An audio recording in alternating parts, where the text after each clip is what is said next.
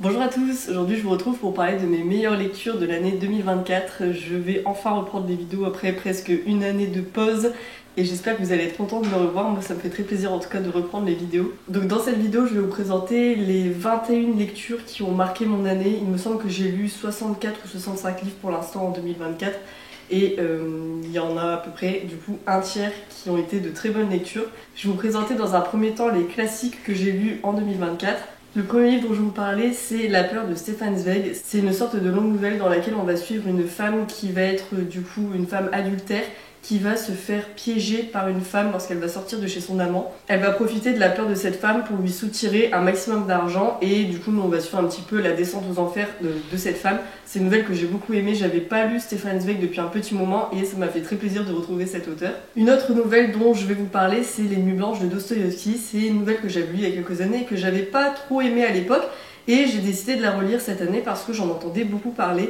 Et ça a été une excellente lecture. C'est une nouvelle dans laquelle en fait on va suivre un jeune homme qui va rencontrer une jeune femme qui est vraiment pas bien du tout. Elle est au bord du suicide si je me trompe pas. Et il va du coup tomber fou amoureux d'elle. Ils vont commencer une histoire d'amour, sauf que cette jeune femme n'était pas bien parce que son fiancé l'avait quittée. Et on va du coup suivre le retour de ce fiancé dans l'histoire qui va un petit peu bouleverser leur relation et tout ce que ça va entraîner chez le jeune homme. C'est une nouvelle que j'ai beaucoup aimée et j'ai vraiment été très contente de la relire pour le coup parce que je pense que j'étais passée à côté la première fois. Ensuite, j'ai lu Vigdis Lafarouche de Siri Thomset. C'est un roman dans lequel on va suivre Vigdis, qui est une jeune femme qui va se faire violer par un marin qui est de passage du coup dans son pays. Et à partir du moment où elle va se faire violer, on va suivre un petit peu l'histoire de sa vengeance puisque elle fait promettre à son fils qu'il doit venger du coup sa mère et qu'il doit déposer la tête de son père du coup au pied de celle-ci. Et on va du coup suivre toute son histoire, son épopée un petit peu en Norvège je crois, et c'est vraiment une lecture que j'ai beaucoup aimée. Ça m'a donné très envie de découvrir Sigrid Thomset et vous verrez dans l'une de mes prochaines vidéos dans laquelle je vais vous présenter les livres que je veux lire en 2025, que j'ai depuis acheté d'autres livres de cette autrice et que je vais essayer de la découvrir davantage en 2025. Le prochain livre que je vais vous présenter, c'est un livre qui est très long. Là pour le coup j'ai pris que le tome 1, mais dans les éditions 10-18 il y a 4 tomes. C'est Les Mystères de Paris d'Eugène Sue. J'étais hyper contente de voir qu'il y avait cette nouvelle édition des Mystères de Paris parce que c'est un classique que j'ai envie de lire depuis hyper longtemps, mais il était seulement édité en édition complète en fait. Il me semble que c'était chez Quarto si je me trompe pas, et du coup c'était un livre qui était absolument énorme et j'avais pas trop envie d'acheter cette édition là parce que moi j'ai un peu du mal avec les grosses éditions, je trouve que c'est pas très pratique à lire. Donc bref, ça a été l'occasion de découvrir ce roman vu qu'il a été republié et quel plaisir vraiment. C'est un livre que j'ai lu à la fin de l'année 2024, à la fin de l'hiver, et ça a été vraiment une excellente lecture. On suit en fait un personnage assez mystérieux qui va rencontrer plein d'autres personnes au sein de Paris et il s'est donné comme quête d'aider le maximum de personnes et on va du coup suivre ses aventures, découvrir tous les personnages qu'il va rencontrer sur sa route et comment il va faire pour les aider dans leur vie. C'est un roman que j'ai vraiment beaucoup aimé. On n'en entend pas trop parler parce que, comme je vous dis, il était plus trop édité en format poche, mais pour le coup, moi je vous recommande vivement de le lire si jamais vous ne l'avez pas encore lu parce que c'est un classique du 19e siècle qui est un peu oublié, qui est moins connu que par exemple Zola, mais moi je trouve qu'il vaut tout autant le coup et je vous recommande vivement de le découvrir si jamais vous aimez bien les classiques du 19e siècle. Ensuite j'ai lu Victoire la Rouge de Georges de Perbrune. C'est un roman que j'avais très envie de découvrir et pareil ça a été une excellente lecture. C'est un roman dans lequel on va suivre une jeune fille qui est orpheline et qui va être placée en fait à chaque fois chez des personnes en tant que domestique. Sauf que c'est une jeune fille qui est assez naïve et malheureusement elle va être agressée sexuellement à de nombreuses reprises. Et à cause du coup de ces violences sexuelles qu'elle va subir, elle va malheureusement tomber enceinte et devenir une mère-fille, ce qui est absolument honteux pour elle et ce qui va l'entraîner à faire des choix qui sont absolument malheureux dans sa vie. On va suivre du coup l'évolution de sa condition qui n'était déjà pas super au début et qui va s'empirer en fait le jour où elle va donner naissance à son enfant. Et on va vraiment découvrir la vie d'une femme à l'époque qui n'a aucun soutien familial autour d'elle, qui n'a absolument aucun argent et qui fait ce qu'elle peut pour se débrouiller, mais malheureusement c'est une histoire assez tragique. Ça m'a donné très envie de découvrir davantage cette autrice puisque c'est une autrice qui est un petit peu oubliée. Pourtant je trouve qu'elle a une très belle plume et qu'elle écrit vraiment très bien. et je suis ravie parce que j'ai vu que le livre de poche allait publier un autre de ses livres, je vous mettrai la couverture ici, c'est Les Ensevelis, et pareil, ce livre va faire partie de ma liste de livres à lire pour 2025 parce que j'ai trop envie de continuer à découvrir cette autrice et je vous recommande vivement de la découvrir si ce n'est pas encore fait parce que ça vaut vraiment trop le coup. Ensuite, j'ai lu Les raisins de la colère de Steinbeck. C'est un livre que j'avais très envie de découvrir depuis que Margarito en avait parlé et c'est enfin chose faite. C'est un roman américain dans lequel on va suivre une famille qui va décider de partir en Californie, qui est un petit peu l'Eldorado, puisqu'il y a beaucoup de personnes qui vantent les mérites de la Californie en disant que là-bas il n'y a pas de pauvreté, qu'il y a beaucoup de travail pour tout le monde, et du coup c'est une époque aux États-Unis où beaucoup de personnes vont décider d'émigrer en Californie, et nous du coup on suit la vie de cette famille qui décide de partir là-bas et qui va vite déchanter puisque en arrivant sur place ils se rendent compte qu'ils ont été un petit peu bernés puisqu'il n'y a pas de travail, donc ils vont devoir essayer de survivre dans cette Californie qui est un peu hostile envers les étrangers, puisque malheureusement il y a eu beaucoup de pubs pour que des gens viennent travailler là-bas, et au final, comme il n'y a pas de travail, il y a beaucoup de personnes qui s'entassent et qui vivent dans une extrême pauvreté, et donc ça va être un climat assez compliqué. Donc bref, j'ai beaucoup aimé découvrir ce livre. J'avais pas lu Steinbeck depuis un petit moment parce que j'avais seulement lu Des souris et des hommes, et ça m'a donné aussi envie de continuer à découvrir cet auteur. Et je vais donc essayer de lire À l'Est d'Éden en 2025 pour continuer de découvrir son œuvre. Ensuite, j'ai lu Le Meunier d'Angibault de George Sand. C'est un livre qui est paru l'année dernière et que je me suis empressée de découvrir parce que j'aime beaucoup George Sand. Et c'était vraiment une super lecture.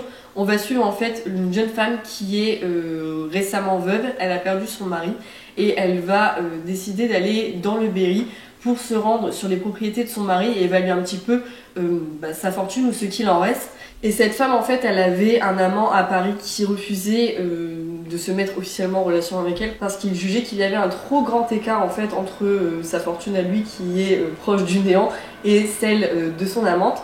Et donc on suit leur histoire d'amour et en parallèle on va découvrir une autre histoire d'amour dans le Berry puisque la jeune femme qu'on suit va rencontrer le meunier d'Angibault, qui est un homme très gentil qui va essayer de beaucoup l'aider et qui est amoureux de Rose, qui est la fille d'un paysan assez malhonnête qui habite du coup dans le même coin et qui va essayer d'arnaquer du coup la dame qui est venue de Paris pour évaluer ses biens. Il va tout faire pour récupérer ses terres en payant le minimum possible. Et donc on va suivre toute cette intrigue là, toute la vie du coup des personnages, comment ça va impacter du coup les deux histoires d'amour en parallèle, et c'est vraiment un roman que j'ai beaucoup aimé. Ça m'a fait très plaisir de retrouver l'écriture de George Sand et je peux que vous le recommander si jamais vous aimez bien ces histoires dans le Berry, parce que pour le coup je trouve que celle-ci est vraiment très bien. Une autre nouvelle dont je voulais vous parler, c'est L'inondation de Zola. C'est une nouvelle dans laquelle on va suivre du coup une inondation. J'ai vraiment beaucoup aimé cette nouvelle, même si c'est vraiment un récit qui est très court, puisque c'est un récit qui est très dramatique. On suit un groupe de personnages qui vont tout faire pour essayer de survivre et de sauver les personnes aux alentours qui sont eux aussi victimes de cette inondation. C'est un texte qui est pas très connu je pense de Zola, mais qui est vraiment très bien. On retrouve en fait tout le talent de Zola mais en version condensée, et je peux que vous la recommander si jamais vous l'avez pas encore lu, parce que moi je l'ai trouvé vraiment super bien. J'ai également lu Les Oiseaux de Daphné du Maurier, qui est une nouvelle que j'avais très envie de découvrir depuis quelques années. J'avais lu seulement les romans de Daphné du Maurier et là ça a été un grand plaisir de découvrir ces nouvelles parce que je trouve qu'elles sont vraiment hyper bien faites. En fait, dans Les Oiseaux, on suit une famille qui va du jour au lendemain se rendre compte que les oiseaux vont complètement changer de comportement et vont commencer à attaquer les humains durant la nuit. Donc ça va créer un climat qui est absolument atroce puisque les personnes ne sont plus du tout en sécurité, on ne peut plus circuler la nuit, et même si on est à huis clos en fait pendant la nuit, on risque quand même la mort parce que les oiseaux sont hyper violents et peuvent parvenir à rentrer dans les maisons par plein de moyens différents. Donc c'est une nouvelle qui est hyper angoissante, qui est hyper bien faite je trouve, et je peux que vous recommander de la lire aussi parce que pour le coup c'est vraiment très prenant et ça m'a vraiment beaucoup plu aussi. Et enfin le dernier classique dont je vais vous parler, c'est Récitatif de Toni Morrison. C'est un court livre dans lequel on va suivre deux jeunes filles qui ont grandi ensemble dans un orphelinat. On va découvrir qu'il s'est passé des choses assez malsaines dans cet orphelinat à l'époque, et on va suivre en fait les différentes rencontres entre ces deux jeunes filles au fil des années, et on va suivre un petit peu comment leur relation va évoluer, comment elles sont devenues complètement différentes.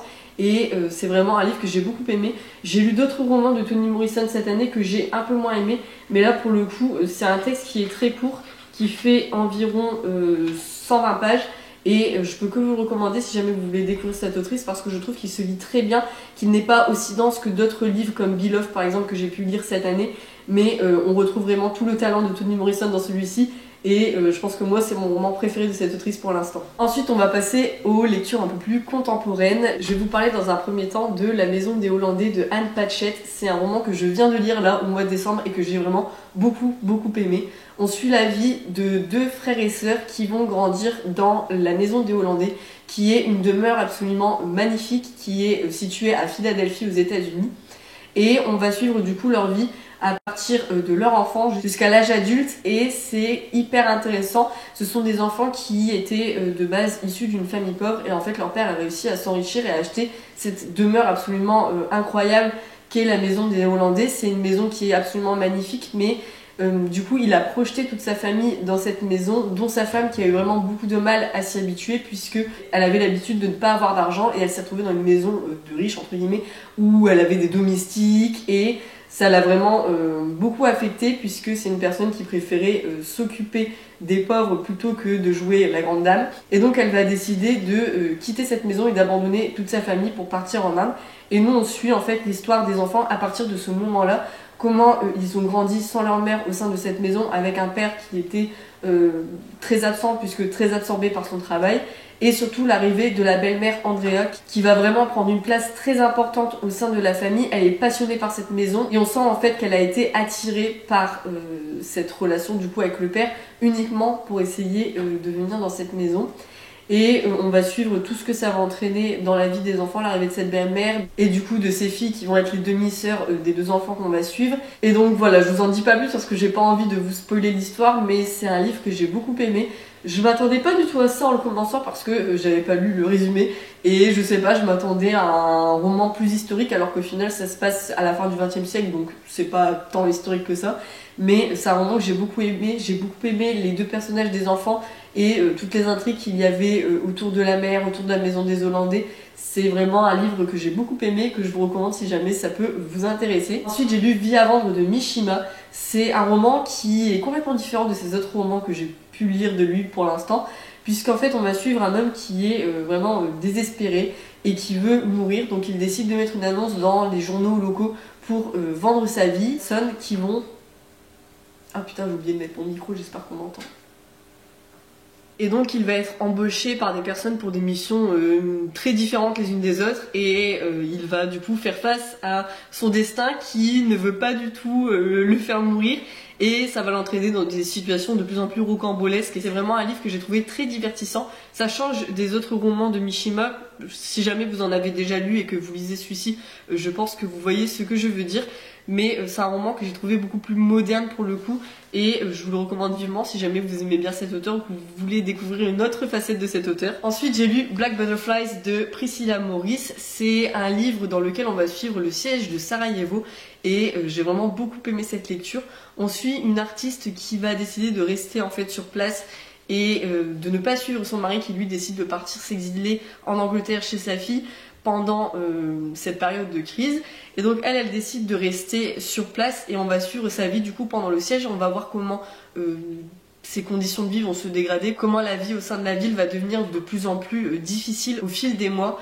Et c'est vraiment un livre que j'ai beaucoup aimé. J'ai beaucoup aimé aussi suivre la relation de cette femme avec tous les voisins, puisqu'elle habite dans une sorte d'immeuble où il y a plein d'appartements. Et donc on suit la vie de cette femme, mais en même temps la vie de tous les habitants qu'elle côtoie tous les jours. Et donc c'est vraiment super intéressant parce que ça nous donne vraiment une vue d'ensemble sur ce qu'il se passe dans cette ville pendant le siège. Et ça enrichit vraiment beaucoup le roman, je trouve. Ensuite j'ai lu Small Things Like This de Claire Keegan. C'est un roman qui va être adapté je crois en film ou en série, j'ai vu ça passer il y a pas très longtemps, et j'ai vraiment beaucoup aimé. Je dis que c'est un roman, mais en même temps je pense que c'est plutôt une novella parce que c'est hyper court et ça se lit hyper facilement en plus. On suit l'histoire d'un Irlandais à la fin du XXe siècle qui est un marchand de charbon, et on suit du coup sa vie puisqu'il vit avec sa femme, avec ses filles. Il a une vie plutôt normale. Mais grâce à sa vision, on va se rendre compte qu'il y a des excès dans la société religieuse de l'époque en Irlande, et il va être témoin d'une scène perpétuée par des religieuses qui va un peu le bouleverser et qui va remettre en question en fait toute sa vision de la société de l'époque.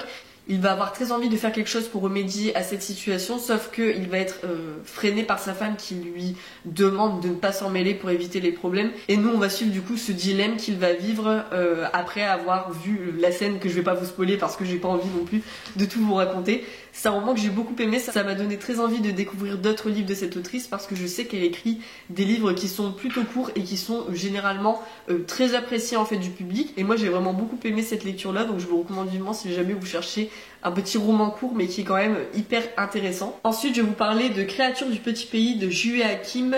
C'est un livre dans lequel on va suivre une jeune fille qui va être vendue en tant que courtisane coréenne par sa mère à l'époque.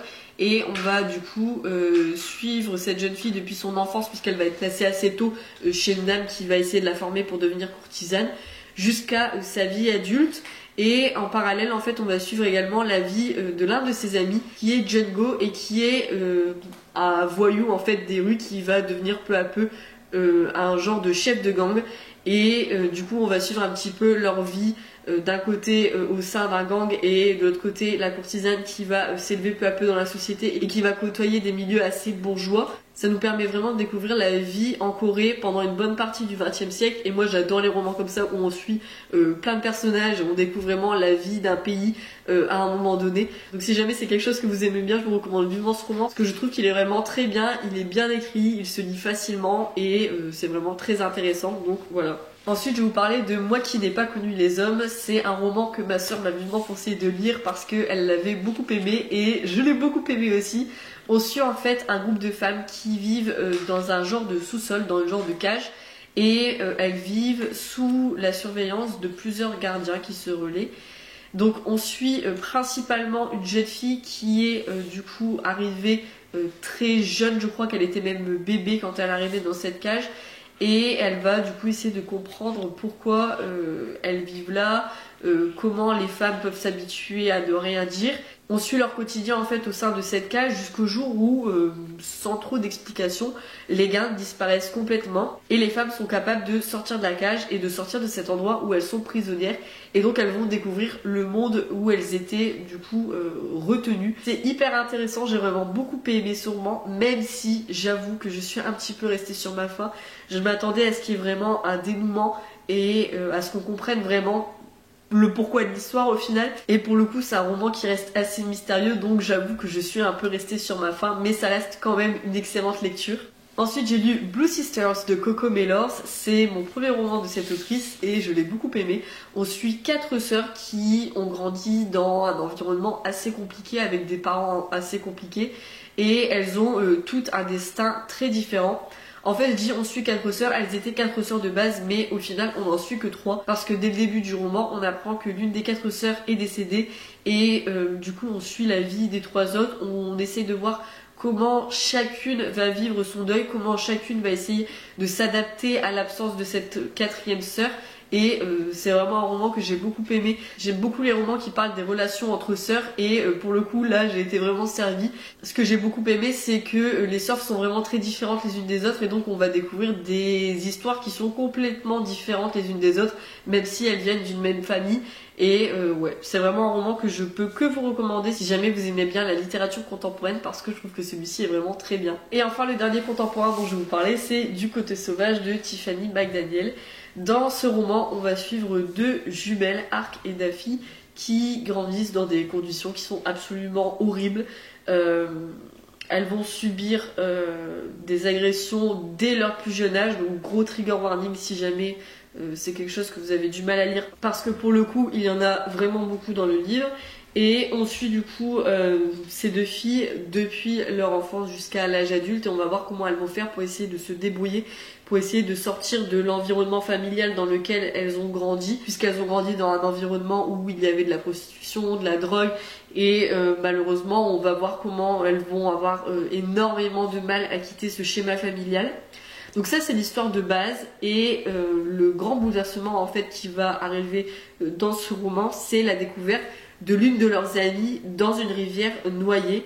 et malheureusement ça sera que le début, ça va être la première et il va y avoir d'autres filles en fait qui vont être retrouvées au fur et à mesure au sein de cette rivière et on va essayer un petit peu de découvrir qui est derrière tout ça. C'est un livre qui est absolument bouleversant comme tous les autres romans en fait de Tiffany McDaniel.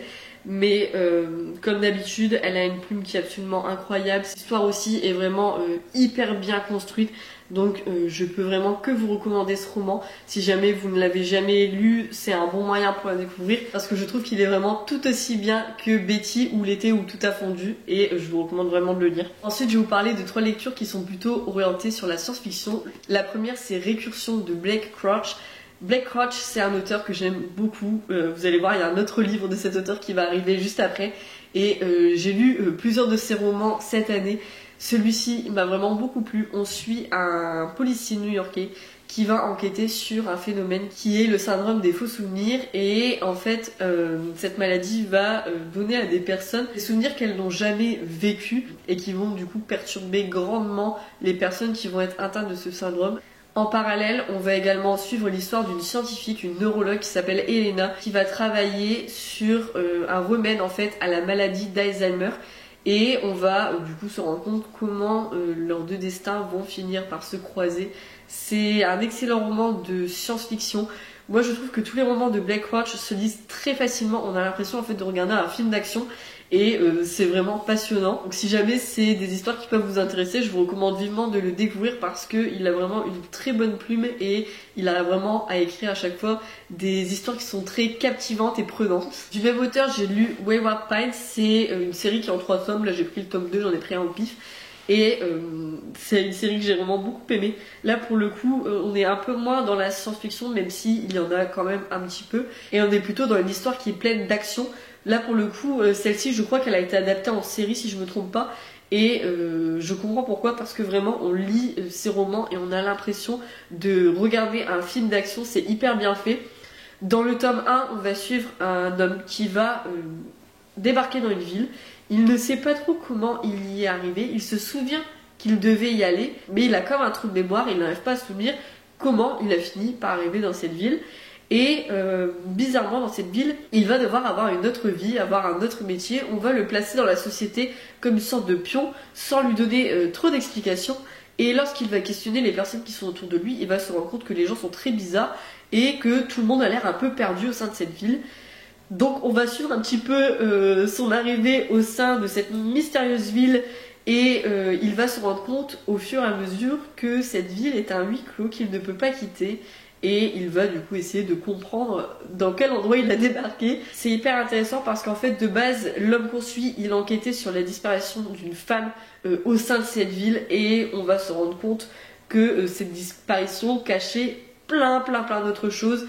Il y a beaucoup de mystères, beaucoup de révélations. C'est vraiment, comme je vous dis, un livre qui est plein de rebondissements. Donc si jamais ça peut vous intéresser, vraiment je vous le recommande vivement parce que c'est une histoire qui est hyper prenante et moi j'ai pris beaucoup de plaisir à la lire. Et enfin le dernier livre dont je vais vous parler, c'est un comic dont j'ai entendu parler sur la chaîne de Cornelius et qui m'avait donné hyper envie de le lire. C'est The Nice House on the Lake et là j'ai pris le tome 1. J'ai lu les 2 premiers tomes, les 2 seuls tomes qui sont sortis pour l'instant et j'ai vraiment beaucoup aimé. On suit en fait un groupe d'amis qui vont être invités dans une maison par l'un de leurs amis et en arrivant sur place, ils vont se rendre compte que cet ami les a invités dans cette maison alors qu'à l'extérieur, la fin du monde est en train d'arriver. Et bizarrement, l'endroit où ils sont semble être protégé puisqu'ils ne vont pas du tout vivre cette fin du monde et ils vont se rendre compte que leur ami n'est pas vraiment celui qu'il prétend être. Je ne vais pas vous en dire plus parce que j'ai pas envie de vous spoiler, mais j'ai adoré ce comic. J'étais trop dégoûtée quand j'ai vu qu'il y avait que 2 tomes parce que vraiment j'avais envie de lire toute l'histoire et c'est hyper prenant, c'est hyper bien dessiné. Je vous mettrai des images du coup de l'intérieur pour vous montrer un petit peu à quoi ça ressemble. Et donc on va suivre la vie de ce groupe d'amis au sein de cette maison. Ils vont se rendre compte qu'ils n'ont pas été sélectionnés pour rien par cet ami qu'ils ont en commun. Et ouais, c'est vraiment une histoire que j'ai beaucoup aimée. Si jamais vous n'avez pas l'habitude de lire des comics, je peux que vous le recommander parce que moi franchement j'en lis jamais. Autant des BD, j'en lis régulièrement, des mangas ça m'arrive mais c'est un peu plus rare. Bah alors les comics, vraiment j'en lis jamais, et là pour le coup j'ai vraiment accroché à celui-ci, donc si vous n'êtes pas trop friand de ce genre habituellement, je vous le recommande quand même. Moi j'ai vraiment hyper hâte de lire la suite, puisque j'ai vu qu'il y allait avoir du coup la suite de cette histoire qui va s'appeler The Nice House on the Sea, si je me trompe pas, et qui va sortir en 2025, donc j'ai trop hâte de continuer à découvrir cet univers. Donc voilà, c'est tout pour mes lectures de 2024. J'espère que cette vidéo vous a plu. N'hésitez pas à me partager vos meilleures lectures en commentaire, parce que ça me fait toujours très plaisir de vous lire. Et en attendant, je vous souhaite une très belle année 2025 et je vous dis à bientôt pour une prochaine vidéo.